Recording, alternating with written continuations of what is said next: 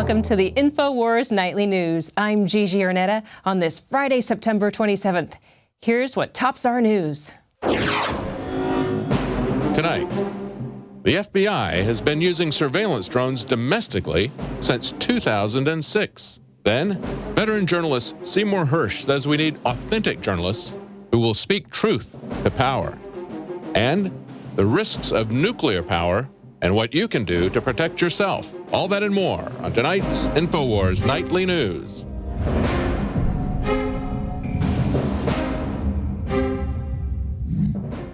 Seymour Hersh says that the bin Laden raid was one big lie. Seymour Hersh has got some extreme ideas on how to fix journalism, close down the news bureaus of NBC and ABC, sack 90% of editors in publishing, and get back to the fundamental job of journalists, which, he says, is to be an outsider. Hersh is writing a book about national security and has devoted a chapter to the bin Laden killing. Nothing's been done about that story. It's one big lie. Not one word of it is true, he says, of the dramatic U.S. Navy SEALs raid in 2011.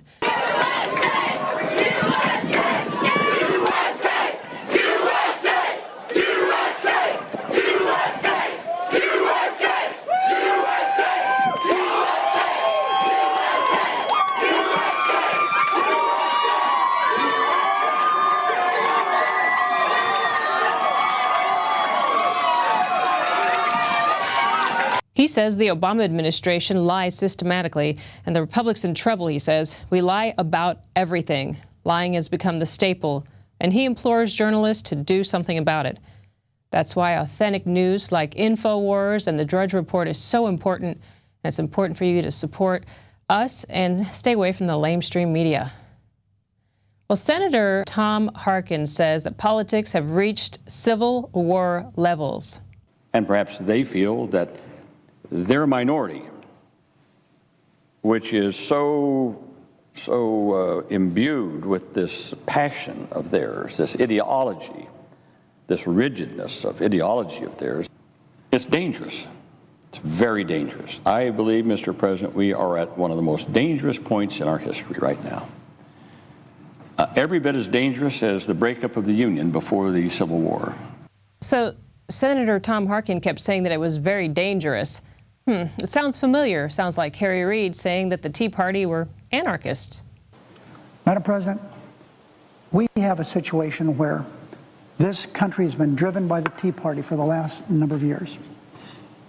When I was in school, I studied government, and I learned about the anarchists.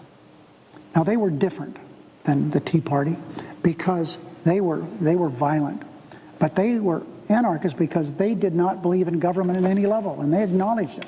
The Tea Party kind of hides that. They don't say we're against government, but that's what it all amounts to. They're not doing physically destructive things to buildings and people, but they are doing everything they can to throw a monkey wrench into any form of government, whether it's local, whether it's state or federal government. That's what it's all about. So it's been a long time since we've seen this much action out there. And he says that government is inherently good. Well, I think the Tea Party is saying that too much government is not so good. So let me get this right. If you don't like what's going on in D.C., you blame the other guy. You resort to that. And then the reality here, folks, is that the government is not really shutting down. There's a work stoppage, and it's happened 18 times in history. And the government is still here, and we're okay. So I think it's all right to just not have the fat cat bureaucrats working for a little while. I mean, how much do they work anyway? So, Harry Reid, is this the kind of work that you're trying to keep going? You don't want a work stoppage because you need to clamor back and forth about the debt. Let's see, in 2006, you railed against the debt, but now you're saying that we have to raise the debt. How can the Republican majority in this Congress explain to their constituents that trillions of dollars of new debt is good for our economy? How can they explain that they think it's fair to force our children, our grandchildren, our great-grandchildren to finance this debt through higher taxes? That's what it'll have to be. So Harry Reid clamors for a debt increase now, but in 2006, he was against it. I don't know what they have to say. It makes no difference anyway. Whatever it is, I'm against it. No matter what it is or who commenced it, I'm against it. Senate defeats Cruz filibuster, which means Obamacare will pass. But Senator Mike Lee, says the battle's not over. He said this vote is not the end. It's not even the beginning of the end. It's the end of the beginning. The American people will always have the final word. Well, let's just hope that's the case here, because it's super important that if we're going to put Obamacare through the system, that it's done right.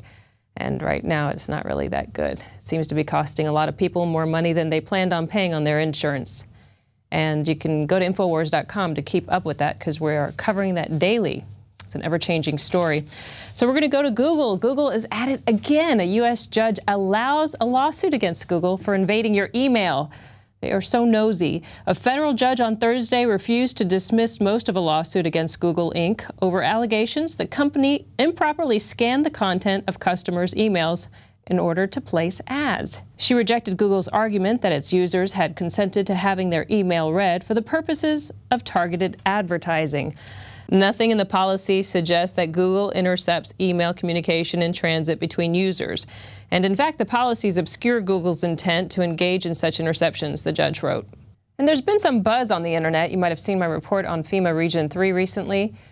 And today there's more buzz. It seems that the Snopes has actually picked up on the fact that there's been some FEMA Region 3 reports that they might do something upcoming here somewhere near October 1st. But of course, Snopes says it's false. And you can trust them, because they also said that Obama's birth certificate was real and that Nancy Pelosi was really sweet. And I'm sure there's a whole list of other things that they've written. So you can definitely believe Snopes. And you can believe the fact that there aren't any drones. Well, no, that's not true. There's a watchdog agency that actually said that the FBI has been using drones since 2006. Operating with almost no public notice, the FBI has spent more than $3 million to operate a fleet of small drone aircraft in domestic investigations, according to a report released Thursday by a federal watchdog agency.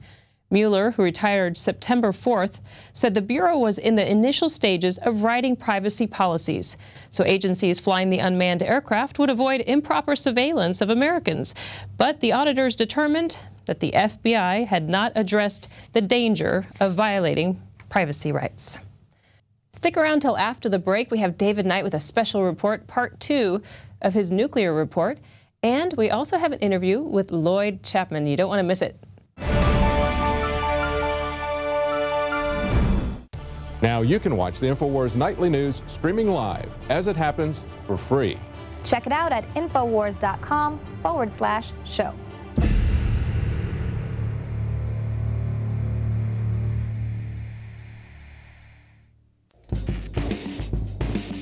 InfoWarsStore.com, a conscious and involved distributor of independently made products that support a healthy and aware community. Dive into cleaner waters with your own ProPure system and Pro 1D filter.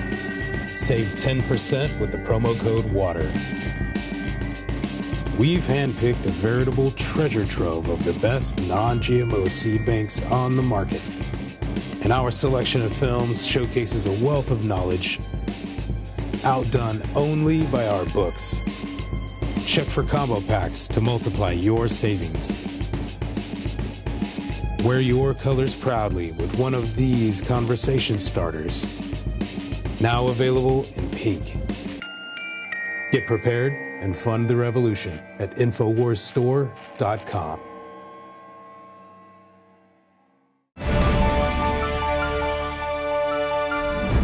Welcome back.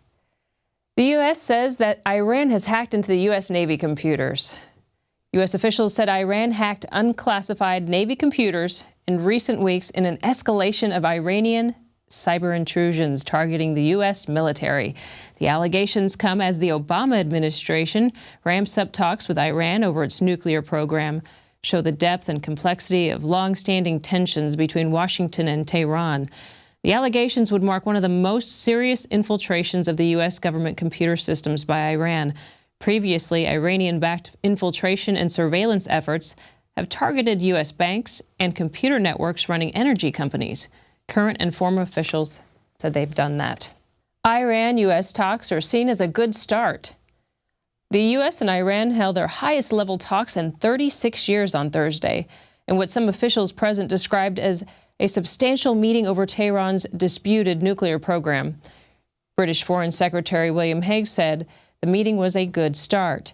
Now, Israeli officials viewed the prospects of talks between Iran and UN powers skeptically, regarding Mr. Rouhani as an advocate for nuclear development and warning the West against being cheated. Some Israelis saw his stance as a payoff of years of painstaking economic sanctions put into place by the U.S. and its allies. So apparently some are saying that it's working, and we all hope that something will change there.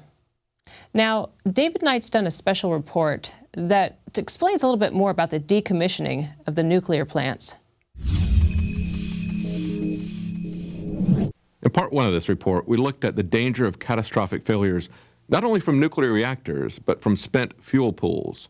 Tonight, we're going to look at the end-of-life issues with nuclear power, storage, decommissioning of power plants. This is the most delicate part of the whole operation, as it involves reopening the building without contaminating the area or staff on the outside. Not including the reactor building would generate 30,500 tons of waste in need of special treatment. But the figures remain questionable. The OECD cites 36,000 tons for the total shutdown of a power plant. Up until now, no site has been entirely dismantled. Depending on the method chosen, the process can take between 25 and 100 years. Plants are just now starting to be shut down after about 40 years of operation, but others are having their licenses extended with little or no public examination. Sharon Harris, near Raleigh, North Carolina, has just had its license extended in spite of signs of aging and many troubles at that location. Between 1999 and 2003, there were 12 major problems requiring the shutdown of the plant. That's an average of once every 4 months, as opposed to the industry average of once every 18 months. 4.5 times the shutdowns as the industry average. In May of this year, the plant was shut down by the NRC for a couple of weeks when a 1/4-inch crack was found inside the reactor pressure vessel head. In August, an explosion of electrical equipment caused the plant to be shut down. 1 week later, the same nuclear power plant was found to have a leaking valve that had released at least 10,000 gallons of radioactive water. But in spite of that history, Sharon Harris asked for and got a 20-year extension. That means that it has a license to run for 60 years. No nuclear power plant has done that. We're dealing with really old reactors, and they have to be decommissioned. If we were to follow the advice of the former chair of the NRC and shut down all the nuclear reactors, we would still have a legacy of dangerous materials from the decommissioned plants and spent fuel that threatens life on Earth. Catastrophic reactor failure during operation, radiation leaks during operation, catastrophic spent fuel fires, and pushing the storage of dangerous waste onto future generations for centuries or millennia. Yet, Obama wants to shut down all coal plants and go nuclear. In the next installment, we'll look at the global warming narrative and Obama's love affair with nuclear. For INFOWARS Nightly News, I'm David Knight. So right here on INFOWARS, we actually have a doctor who revealed a solution to protecting yourself against any of this radiation. Dr. Edward Group was actually here and spoke with Alex about Survival Shield, which is going to be on the INFOWARS Life page, which is part of the INFOWARS store. It's our new site, InfoWarsLife.com, and you have to have some protection against radiation. And the iodine is really good, actually, to help you burn fat. For those of you who are into working out, you might want to check out the story. Go to InfoWars.com. You can read more about the nascent iodine. I know some of our fellow coworkers here have been trying it, so we'll see what the results are. Okay, now Lloyd Chapman's coming up, so you have to stick around till after the break because it's a great interview, and it is the anniversary of the Obama phone lady. We have an interview with Andrew, who is the actual filmmaker who shot the video and discovered the Obama phone lady.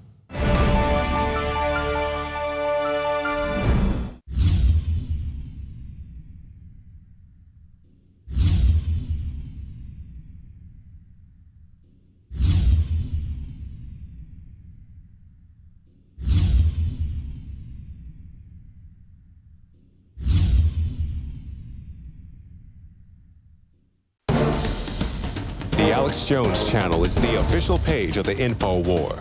But don't miss what's happening on our other channels. The Info Warrior, with the week's best videos. Prison Planet Live, where Paul Joseph Watson gives his expert analysis. And keep up with the rest of the InfoWars crew on our other pages. All of our videos are available to repost for educational purposes. See the sidebar of the Alex Jones channel for the subscription links. And remember, you can always find our videos in the highest quality by becoming a member of PrisonPlanet.tv.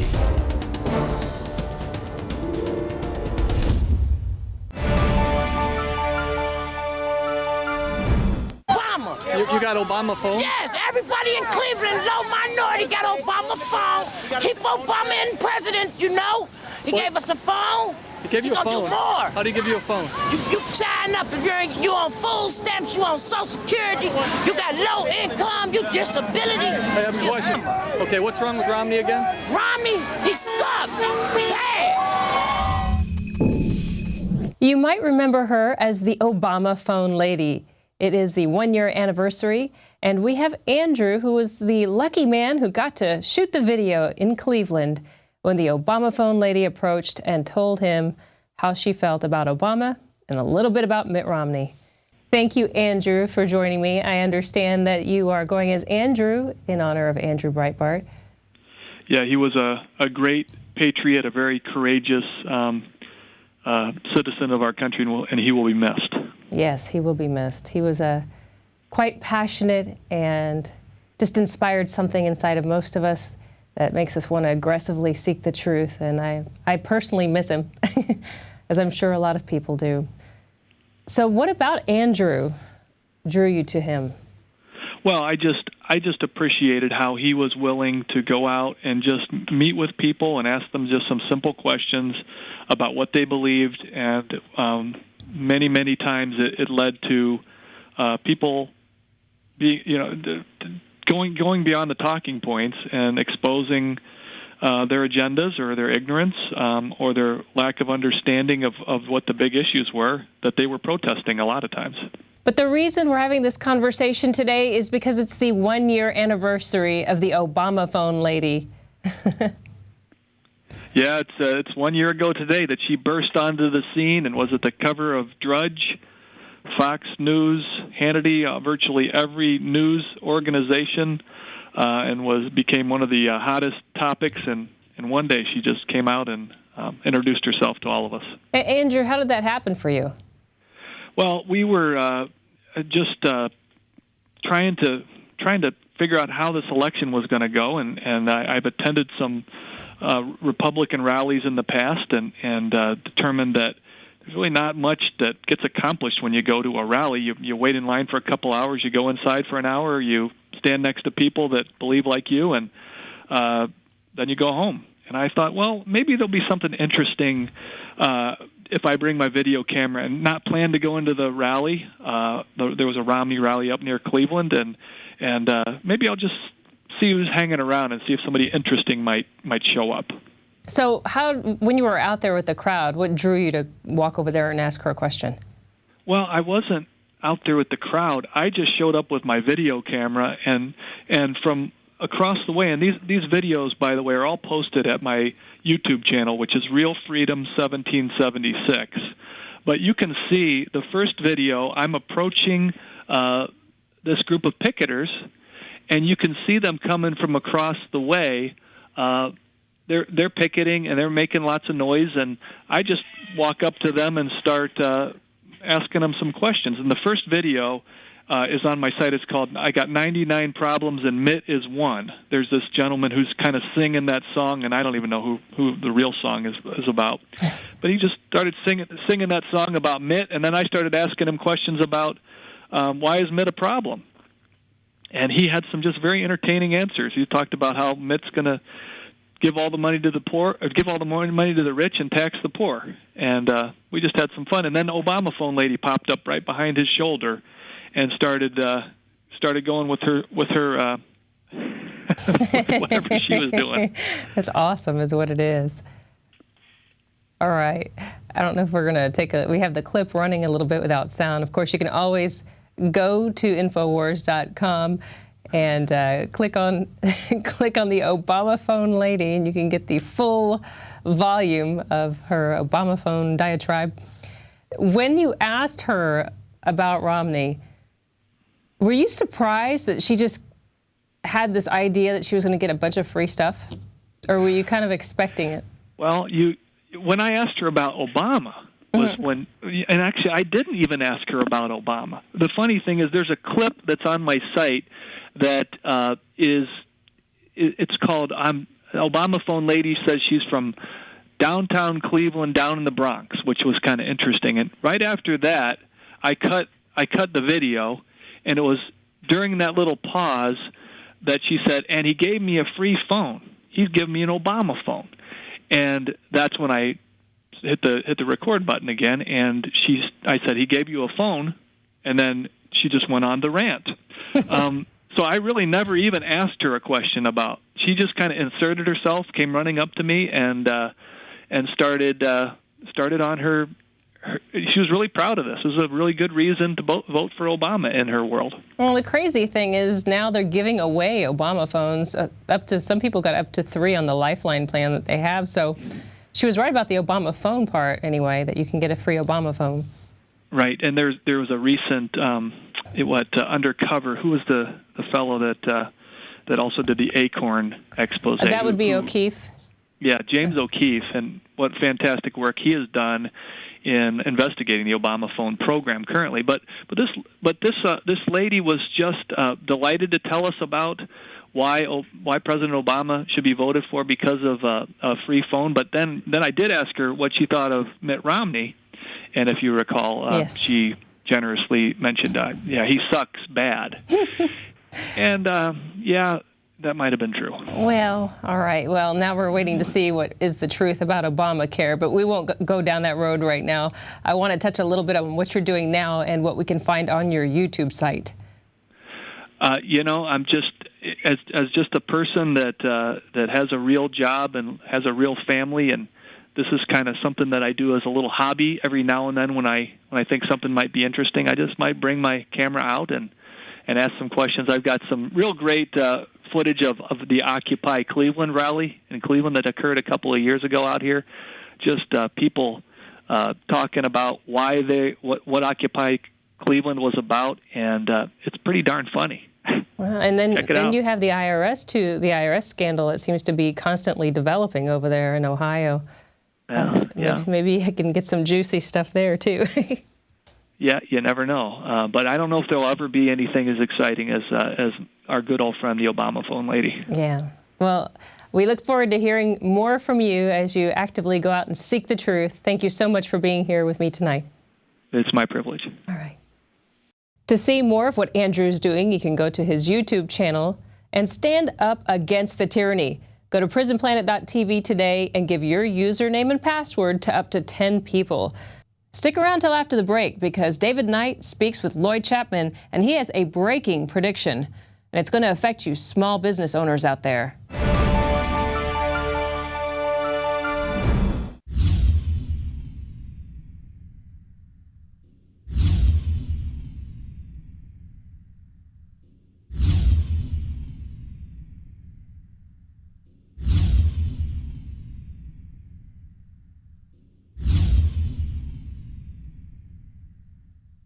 Introducing Pro One. All of your filtration in one system, portable, on the go. No more do you have 2 or 3 filters to just reduce sodium fluoride. You have a system that cuts out the sodium fluoride and up to 95% of hydrofluorosilicic acid. Advanced manufacturing technology combines silver-impregnated white ceramic with new Aquamedics advanced media for removal of fluoride and other heavy metals, all in one filter element. It is the only one that does it, and out of the gates, we have it discounted at 10% off with promo code WATER. This is the only system that in one unit helps reduce or remove pesticides, herbicides, chloramines, ammonia, and chlorine, hydrofluorosilicic acid, the most common form of fluoride not covered by other fluoride filter brands, and sodium hexafluorosilicate. Get your Pro Pure with the new Pro One filter today at InfoWarsStore.com or by calling 888-253-3139.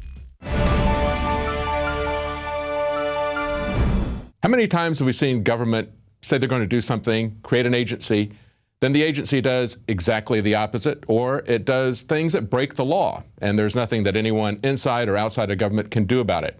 Well, we have just such a tale about the Small Business Administration today. Joining us is Lloyd Chapman. He's been suing the government for over 20 years on behalf of small business. He's lost only once. In the last 5 years, he's won over 30 times, and he's got a story to tell us today. Well, that's quite a record you've got of lawsuits and wins, but we want to talk about this issue that you sent to us about contracts being awarded that were supposed to be set aside for small businesses, but they're being awarded to some of the largest companies in the country. Tell us about that. Yeah, federal law requires that a minimum of 23% of all government contracts go to small businesses. Mm-hmm. And in 2002, I noticed that there were Fortune 500 firms in the SBA's database of small businesses. So I started looking into it. And I was shocked when I found hundreds of the biggest companies in the world in the SBA's database of small businesses. So I got the General Accounting Office to investigate it. There was a congressional investigation, and they found, I think it was around 5,300 large businesses getting federal small business contracts. And these are significant contracts. I'm looking at the list that you sent me. We've got $1.9 million to GE. We've got $38 million to Verizon. We've got $110 million to Lockheed Martin. IBM, $2 million, $1.7 million. Bank of America is getting stuff from them for contracts. Wells Fargo, of course, the banks are always going to get in on that, right? Yeah, the biggest one is General Dynamics. They got $236 million in federal small business contracts. Wow. And what's amazing is this is a decade after there was a congressional investigation. The Associated Press wrote a story about it, ran in every newspaper in the country, and I thought it would be over. Mm-hmm. Well, I was wrong. Yeah, and the bureaucracy just continues to go on and on and on, doing whatever. We thought it would be over when everything broke about the NSA spying on people, but nothing happens. You know, they get caught lying under oath and nothing happens, and the bureaucracy just cranks on regardless of who's in charge. I'll tell you something. I've been around this for 20 years, but I'll have to tell you that in the last 2 or 3 months, it's gotten so bad that I'm sort of shocked by it, quite frankly. They have... That's funny, isn't it? You know, as bad as it gets, it still shocks us when we see it, because you think, oh, it can't get any worse than this, and then the next couple of days you see something that's worse. Well, nothing happens. And you basically, they know that there's nothing you can do about it. Right. So all these Fortune 500 firms, they know there's nothing you can do. And it's amazing. General Dynamics has gotten, government contracts for years and years and years. But what's so funny is the people in government know that there's nothing you can do. And one of my problems, I'd love to get some help from you guys. The Small Business Administration hired a company called APCO Worldwide, which is one of the largest public relations firms in the world, specializing in what they call crisis management or issue management. And you can't get the story out there. I've talked to reporters. They'll interview me for about an hour. And then I'll say, let me tell you something. I'll say, your story will never run. And you and I will never speak ever again. And I've had reporters get really mad at me and start talking about journalistic integrity, right? And I was in Santa Barbara a few weeks ago, and I got a call from a reporter from USA Today. Mm-hmm. And I talked to him for probably an hour and a half. And after our conversation was over, I said, I got to tell you something. You can't write stories about Lloyd Chapman. You can't do it. I've uncovered hundreds of billions in fraud. And those big corporations don't want that story out, and you can't write the story. And he kind of, treated me like most people do, like, oh, You're paranoid. Yeah, you're paranoid. You're a conspiracy nut. Well, guess what? The story never ran. Well, we're going to run it. As people are saying right now, we run it. But I'll tell you another bizarre thing is I issue press releases all the time. And I used to issue a press release and get as many as 20 pages of pickup on the internet. I would sit there at breakfast and go through and look at them. Today, I can issue a press release on a big lawsuit I've won, and it won't get 1 page of pickup. Wow. And it's so they're working really hard to keep the story out of the press. But I think the big news is I want people to understand is I predict that Barack Obama is going to close the Small Business Administration on Monday. Wow. And in 2008, I predicted he would close it by combining it with the Department of Commerce. Mm-hmm. And about 3 years later, he announced his intention to do that. So when Ronald Reagan wanted to close the Small Business Administration, his method of closing it was to combine it with the Department of Commerce. Mm-hmm. And that's what Barack Obama's going to do, I say, Monday. Wow. And he's going to call it streamlining government. But he's doing the exact same thing that Ronald Reagan did when Ronald Reagan said he wanted to close the Small Business Administration. Well, what makes you say it's going to be Monday? Is it because, as he hinted, that there's going to be some kind of a press conference on that topic on Monday? I think he's using the SBA as a bargaining chip with the Republicans. And the Republicans that are the party of these Fortune 500 firms, right? Right. Chevron and GE and, Lockheed, Archer Daniels, those are Republicans. Companies. And he is going to use closing the SBA as a bargaining chip to Republicans in this budget deal. I think they've got to come to some agreement, I think, Monday night, right? The government's going to close down. Yeah, okay. So they're the patron saints of the mega corporations. So he's going to... Absolutely. Yeah. Absolutely. Yeah. So I say that, really late Monday night, they're going to, in part of the budget deal, they're going to combine the SBA with the Commerce Department. By the way, Barack Obama says that if we combine the Small Business Administration with the Department of Commerce, they can save $300 million a year. That sounds like a lot of money, right? The auditors for the Pentagon found the Pentagon loses $86 million an hour. Think about that. Yeah. So the Pentagon loses more money before they go to lunch every day than Barack Obama's going to save in a year by closing the SBA. The Pentagon loses enough money in a day to fund the SBA for a year. Well, let me ask you this, Lloyd. If we've got the SBA that's supposedly making sure that we get these contracts out there, is required by federal law, would you say 30-some-odd% of the contracts? 30 what? 33? 43. 43? Okay. 40, yeah. So 43% of the contracts by law are supposed to go to small business. But if they're not doing that, and you can't reform them, you said this was 10 years ago that this had all come out. You thought it would be reformed. Do we want the Small Business Association? Are they doing anything worthwhile?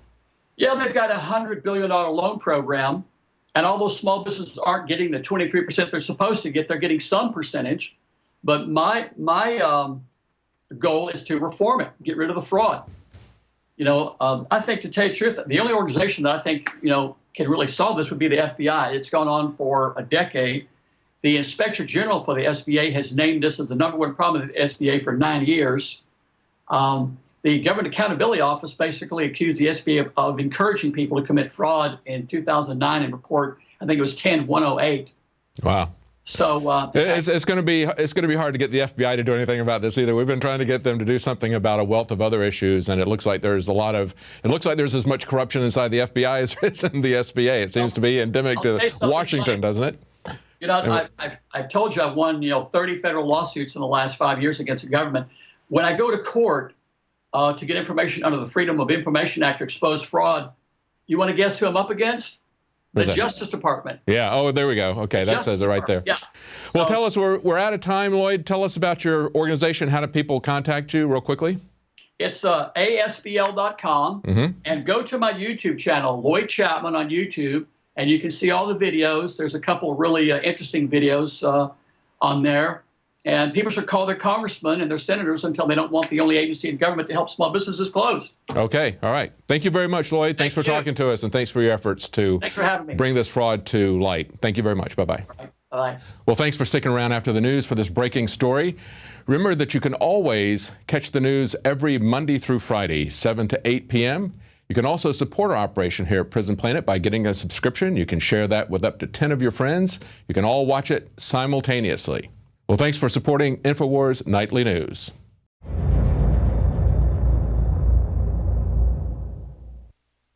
Now you can watch The Alex Jones Show live as it happens at INFOWARS.com/show.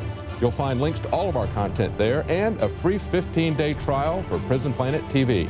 More than 60 movies and documentaries all in one place at INFOWARS.com/show.